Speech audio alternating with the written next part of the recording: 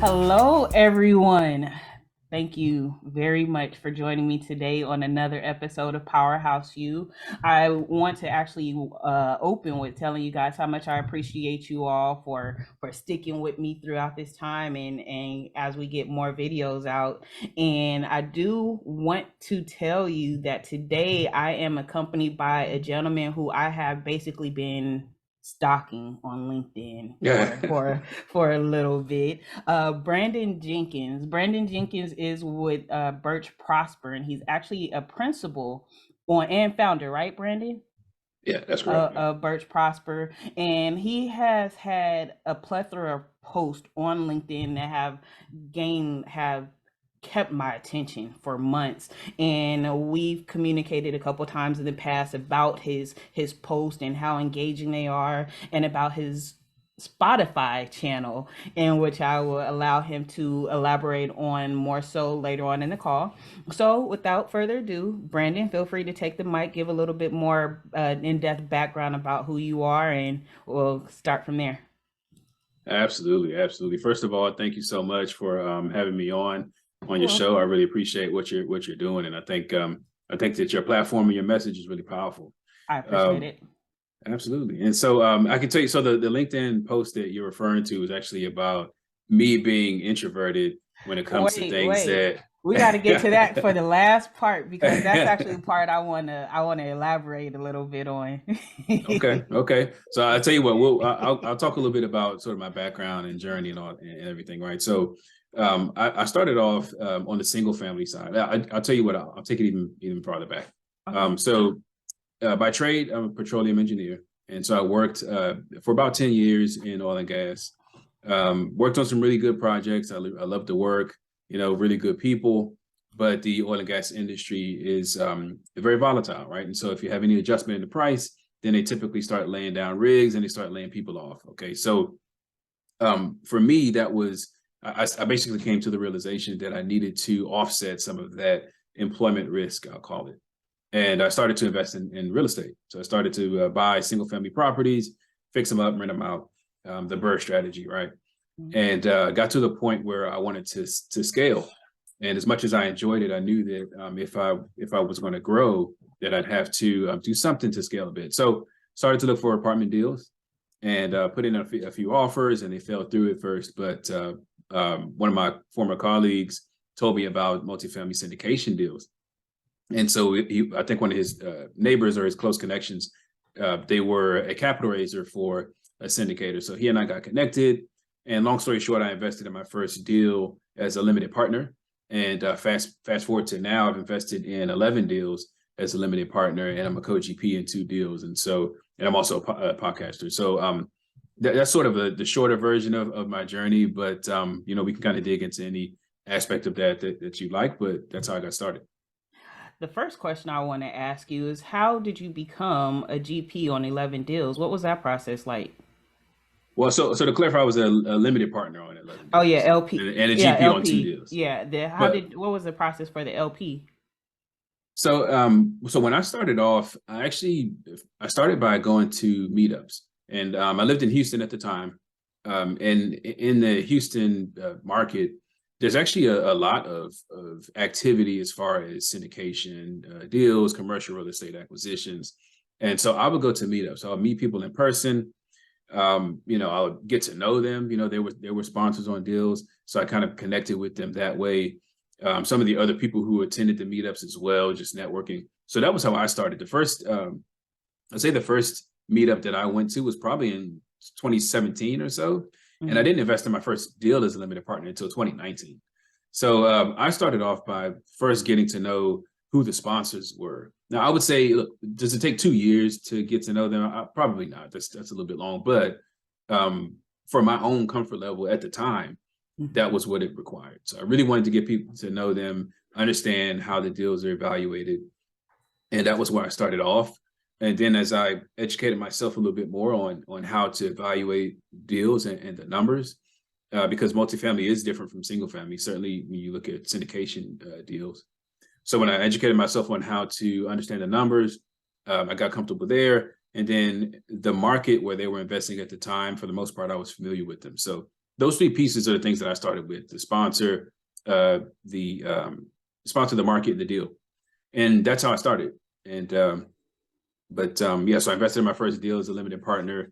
And I always sort of use that process of analyzing deals by focusing on those three pillars, I guess you could call them, going forward. So that's how I got started.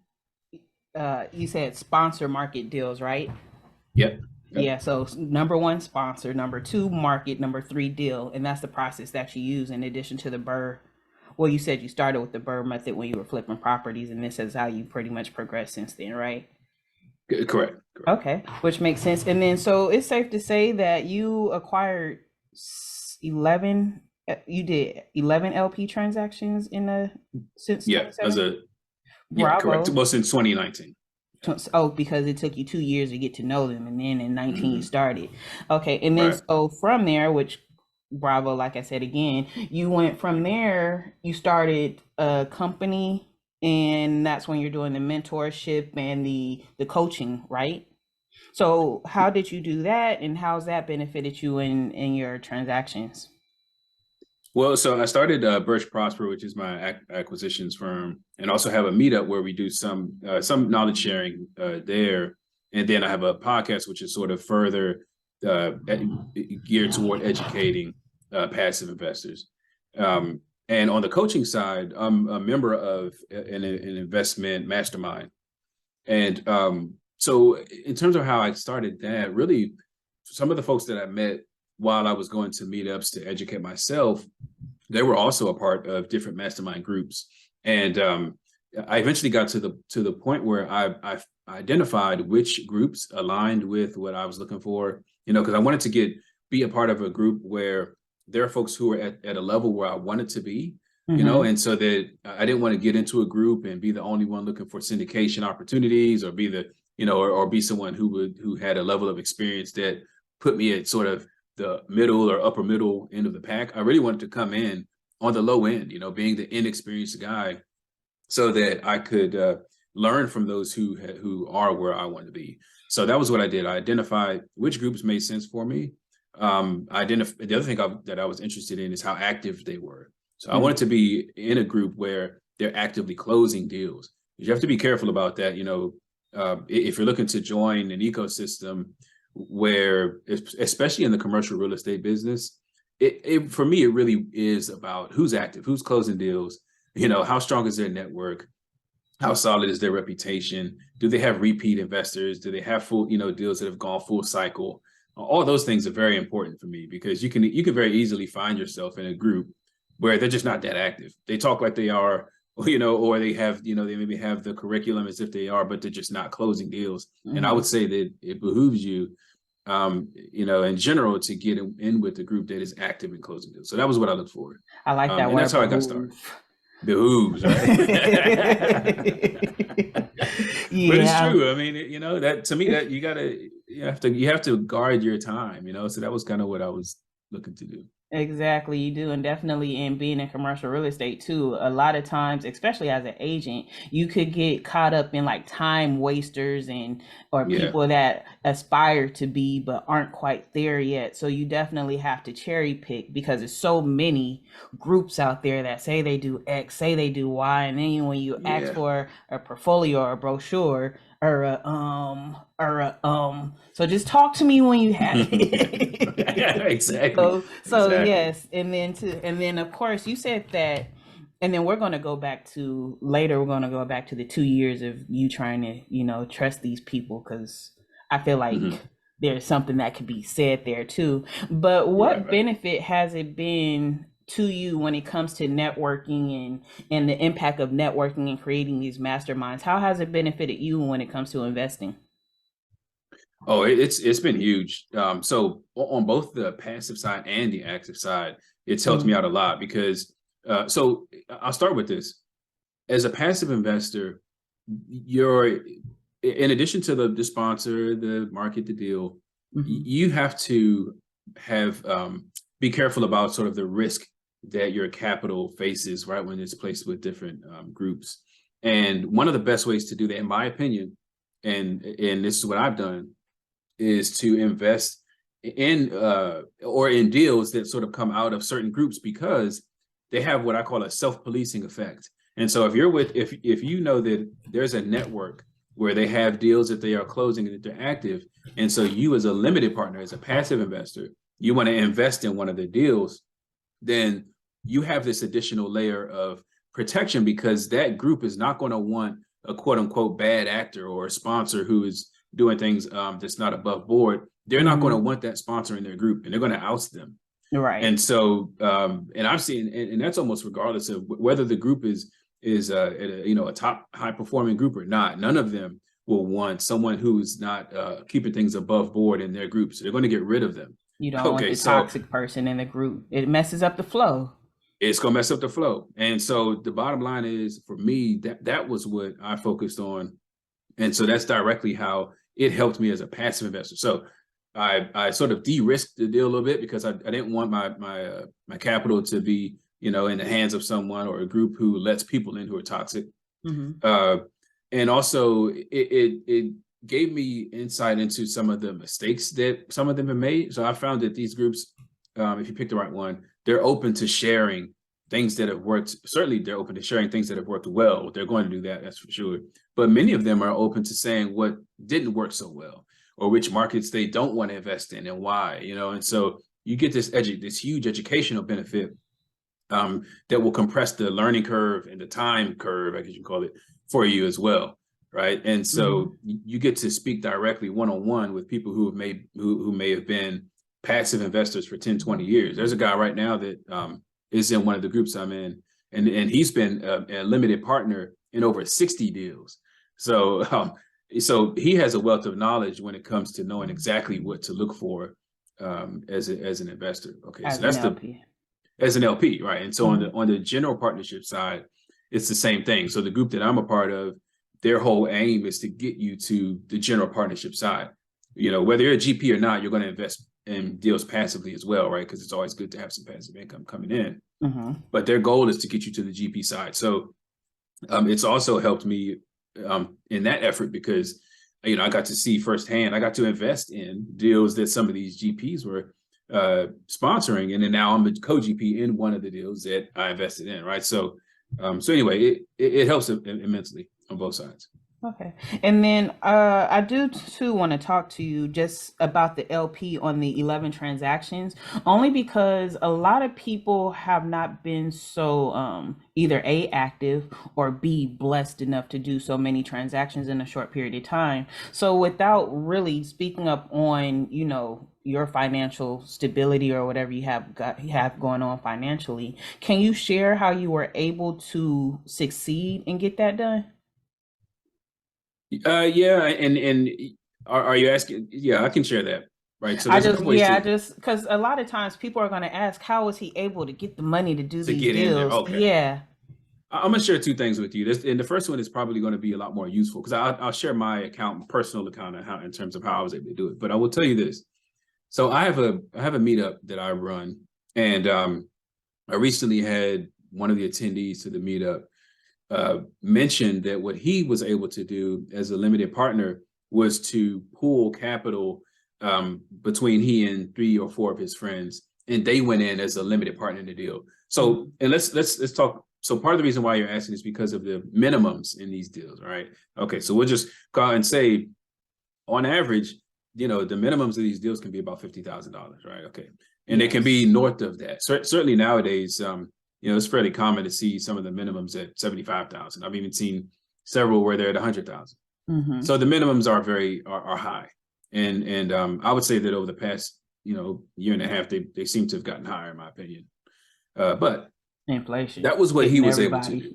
Right, but that was what he was able to do. So he basically was able to pool capital from his close circle, and it was only about 3 or 4 of them, and they went in as a limited partner on a 506B deal. Okay, And so that's one way to do it. And I just say that because you don't always have to have the capital at hand all yourself in order to get into these deals. In fact, as a LP, I get to, well, in some deals, you'll get to see who exactly is in the deal with you. You can certainly request that, but some GPs sponsors will make that readily available to you, give it to you basically.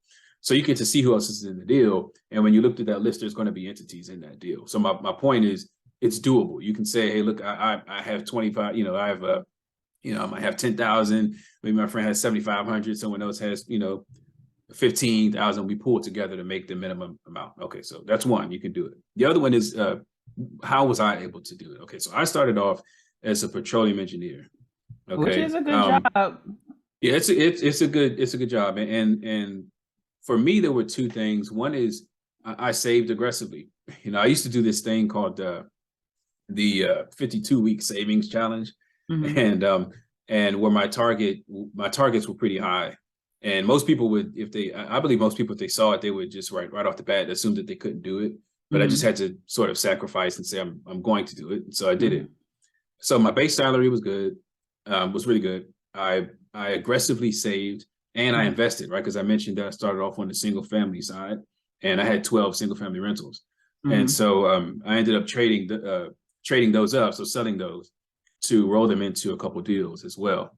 Okay. So I had all those things going for me, and also I worked in oil and gas. I got laid off in 2019. Okay, when you get laid off from a company, or or when you leave a company, you can now access your 401k. You can roll it over into a self-directed IRA. So that was what I did. So a combination of my self-directed IRA funds, combination of cash. And so I deployed both of those into various deals. So some deals were cash. So you turn that money into more money. Correct. That's right. More money. That's the goal. More money. I do remember that. You see this great. I know all about that. Yes, which is, so you it was strategic, and you already knew what you want from the beginning. So you worked at this, and you are now starting to see the fruits of your labor, so to speak. You already, and you saved aggressively. I don't know why I see you look on a mattress with a peanut butter and jelly sandwich. Probably a little, a little excessive. But some people, you have to be able to sacrifice to get what you want, which is always the thing. And then which is definitely good. So I definitely commend you on that. And you're welcome. And then two, I got so excited for your accomplishments. And then, so we were talking about the 11 LP deals. Oh, and then two, I wanted to mention too, to the audience, that a lot of times people think that when you go into commercial real estate, or when you make an investment as an LP or a GP or whatever the case may be, that you have to do it alone. And it's proof here and in other situations that you don't have to do it alone. Because how often can you find somebody that has 200K sitting around, especially depending on the community that you're in? But you have to utilize your resources and pull your resources together. And that's how a lot of people are acquiring a property. They're not spending a million years working, especially if you have a lot of other things going on. You have to be a little bit creative and make something out of nothing, and which is what you did. And you, from your standpoint, you had a good job, or you had a good job, and you went from had a good job to having a better job. And then two, I want to talk about the learning curve for you for a second here too, because you already knew that this is what you wanted to do. Did you already start the education process prior to investing, or was it when you got laid off you were like, okay, let's start here?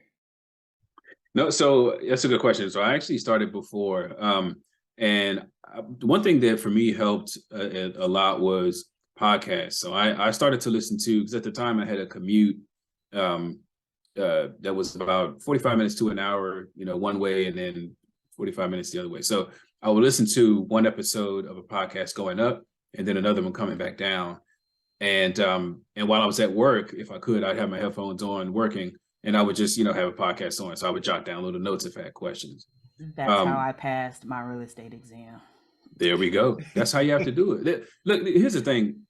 You said it, that you're correct. You have to sacrifice, and that includes, and that's not just monetarily speaking, right? If you have a goal and you have to save, you certainly do. But people have, you have to realize that if you have a goal, look, I believe most people know what they have to do in order to achieve their goal. So Mm-hmm. financial freedom is usually, everyone has that goal if they're not already there. And I believe, though, that most people know what they have to do. It's just they don't want to, because sacrificing is difficult. But you're not going to get it any other way. I mean, so because even we just talked about, like, this is how you passed your exam. You had to grind it out. You had to listen to podcasts. You had to take notes. That's still a sacrifice, because you could have been doing whatever you wanted to. You could have just listened to music or listened to something else the whole time if you wanted YG to. Gucci. Yeah, right. You know what I'm saying? And Listen. but you knew you had a goal, and Uh-huh. you said, well, here's what I have to do to achieve the goal. So that's the bottom line. I think it really is as simple as that. It's Yes. sacrifice that's required. You're absolutely right. And then it takes a lot of it. And then too, that was years worth of sacrifice. And it's just like a lot of people don't realize what it takes to make your dream come true. What it Yeah. takes to get out of the grind of the everyday hustle and bustle. You have to give up something to gain something, Yeah. and that is a message for everybody, because a lot of people live life based on what they want instead of making way so they could have. So Yep. exactly. And then, so without making this turn into a speech and turning into TD Jakes Powerhouse, we're going to go into the next question. And then too, we're going to go backtrack to the beginning of the conversation when you tried to get ahead of me there for a second, because yes, the topic that you brought up that got my attention was when you were talking about being an introvert in commercial real estate. And there has never been a post that stood out more to me. It was that one, based on personality traits, and that the fact that you and I have that in common. Because talking about sacrifice again, I could sit in a corner and not talk and be completely okay with it. I could go to a social event and not talk and be in the lead and talking about I had the time of my life and just be there by myself, not talk to anybody, because I'm that much of an introvert. And the sacrifice for me and you come into place because we got these podcasts, we have to go to these meetup events, we have to talk for a living, and that's something that we prefer not to do. So can you tell me, please, how were you able to get out of that introvert into a situation where now you have to be an extrovert, now you have to talk to people? How do you feel now, even growing in the industry and having to become a different you in order to reach the levels of success that you've gotten to so far? Yeah, that is a good question, and it really does come back to like what we talked about, where it comes comes down to sacrifice. It comes down to having a goal. I got to the point where I realized that I knew where I wanted to be, and and I realized that I have to stretch myself. I have to get uncomfortable, and if that is in fact where I want to go, then I do have to change my patterns in order to get there. It's like, in order to have more, you have to become more, right? One of those kind of things. Mm-hmm. That for me is really what got me to that point, because just like you mentioned, so I have a podcast, I have a meetup, we go to conferences, we do all these virtual meetups, all these things that are really what's required in order to make that adjustment. Mm-hmm. I will say that I do enjoy this space a lot. So it is easier for me to talk about commercial real estate, talk about investing and finance, those things. It is easier than maybe some other topic, but it still requires a lot of energy. And at this point, I do enjoy it. So it's probably less of a burden than it was before I started. Mm-hmm. But last year I looked at my calendar. I like to kind of tell this story a little bit, because I've always known that I wanted to be a commercial syndicator, or even a fund manager. And so I had that goal in mind. I always knew that was what I wanted to do. But one day I stopped and looked at my calendar, and I said, well, with respect to where I say I want to be, my calendar is empty. So I don't have anything in there that reflects what it is that I want to do. And so then I looked at it and said, well, you know what? I'm going to have to fill it. And I'm going to have to fill it with engaging with people, because that's the only way you're going to get to where you want to go, in my opinion. Mm-hmm. And so that's what I had to do. I just had to get over. I had to get over myself. Maybe that's a better way of putting it, right? I had to kind of get over myself. I had to realize that outreach, exposure, meeting people, getting out there is the only way that it's going to happen. Mm-hmm. And that was it. I'm nervous every time I hit the record button on for my podcast. And so I just have been able to, sort of practice being nervous and getting over it over and over and over again. But it never goes away. You just kind of manage it. True that. Every time I have to edit one of my videos, I'm nervous watching myself like, oh my goodness, was I okay? It never goes away. It's just about, how do you manage it and push through it? Yeah. I mean, that's it. Yeah, and then too, I gotta ask you, so being that you are an introvert, do you like doing the deal analysis and underwriting more because you get to do it alone? Or I do, and because my background is engineering, so it's even more reason for me to I can sit in the closet and do some underwriting and stuff like that. So yeah, I do tend to enjoy. You do. I do enjoy deal analysis a lot. Yeah. So when you do your deal analysis, what do you? Being that you enjoy it and it's your me time, what is the process like for you? Like right now, so you got your headphones on. I wear mine a lot when I'm working. Do you listen to your headphones and do the deal analysis? And when you do the deal analysis, to keep it on the real estate a little bit, because you are deviating and being inspirations to people right now. When you do your deal analysis, what do you look for? How do you do it? Sure. So in terms of kind of what I do, I keep the headphones on. I have a few tracks. I like lo-fi, or there's even some kind of like lounge music, almost like lounge jazz music that I listen to that sort of keeps me level-headed while I do it. But I do that. But also what I look for. So as a sponsor and as a GP, my primary concern is the returns to investors. And so it is different because you want a cash flow in property, but you can't stop there. You have to look at, well, first of all, I have my criteria. So the first thing is, do I even want to do a deeper dive into the deal? Mm-hmm. So if it's a property that's not the right vintage, like say if it's my criteria right now is 80s or later. So if it's an older property, then there's less of a chance that I'm going to look at it. I won't say that I just absolutely won't, but there's less of a chance. Mm-hmm. The unit count is a cutoff for me. So right now I'm aiming for 100 units in north of that. There's some other properties, structurally speaking, that I look for that will help me sort of sift through the potential deals.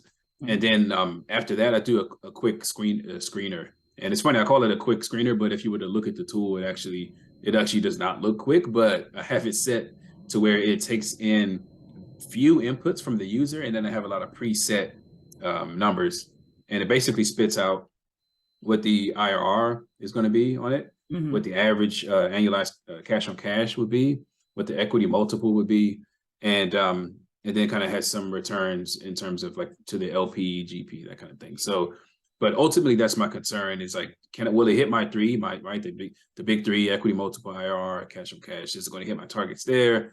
And then what will the returns be for the GP as well? So those are the things that I look for overall. And out of curiosity, what underwriting tool do you use? Or did you so I built one. I was just about to say that. Don't tell me you built your own. You built your own spreadsheet. I built my own, yeah. And I was assuming it's working for you just fine. What total of 13 deals so far? So so we got a couple minutes left. So before I do let you go, tell me, if you don't mind, where do you see yourself in like the next 5 to 10 as far as investments are concerned?